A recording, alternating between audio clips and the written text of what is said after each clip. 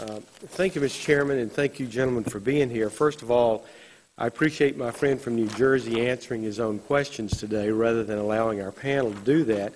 I will respond by pointing out that the ONRR at DOI released its sales volume data for the fiscal year 2012.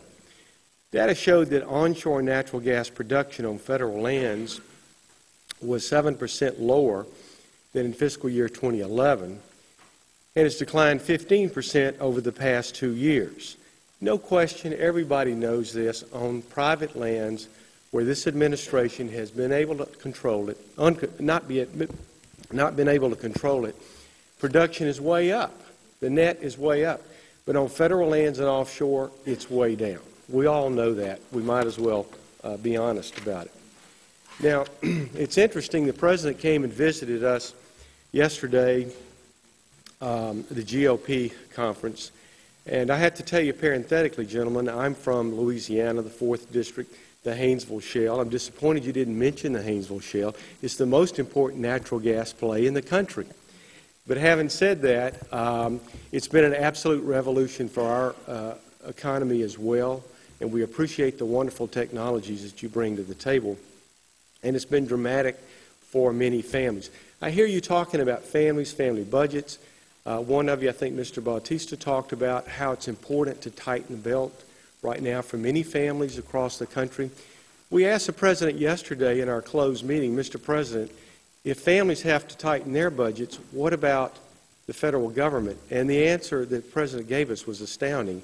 He said that the federal government is not a family, and therefore it's not necessarily advisable. In fact, it's not necessarily desirable for the federal government to balance its budget. So I thought that to be very interesting. He also talked about you guys. He talked about those in oil and gas and other industries. He says that your nominal deductions that you take, which are true expenses, are actually subsidies. And that it's time that you do your fair share and take up some of the burden required in the United States. I thought that to be very interesting. On the topic of environment, it's interesting that I had Secretary Salazar before me asking questions about a year ago or less, and I asked him about hydrofracking and horizontal drilling. I said, Mr. Secretary, has there ever been contamination of water supply as a result of that? He said no, never has, no documentation of that. Also, I said, has a human ever been harmed by it?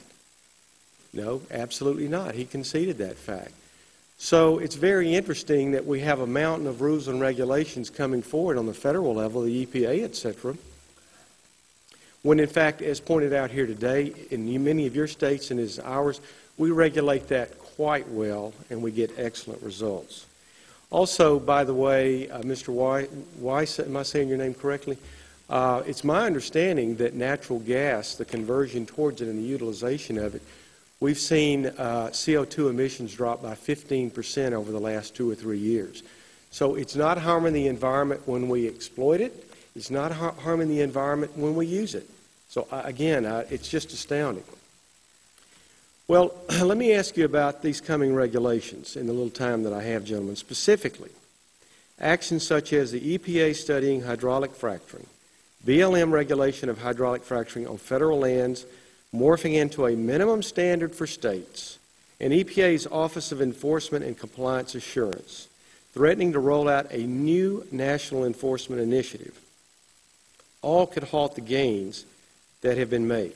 So for you, Mr. McKee, what are your views on this current state regulation of shale gas development as opposed to this mountain of regulations and bureaucracies that are going to be entering into this situation?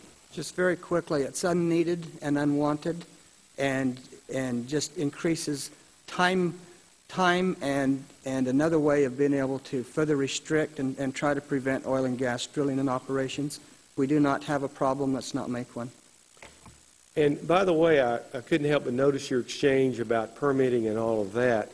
My understanding, my friends back home tell me that on private lands they get permits in 3 days. On public lands, it's easily a year or 18 months, and that period has grown worse, and it's getting more difficult, and there are fewer permits, and it's more costly to get one. What's your experience, sir? That is absolutely the case. It takes much longer on federal lands. I could give you one example.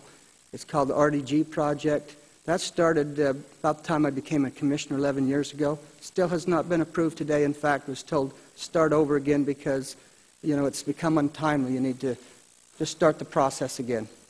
My time is up. I yield, but thank you, gentlemen, for your great work.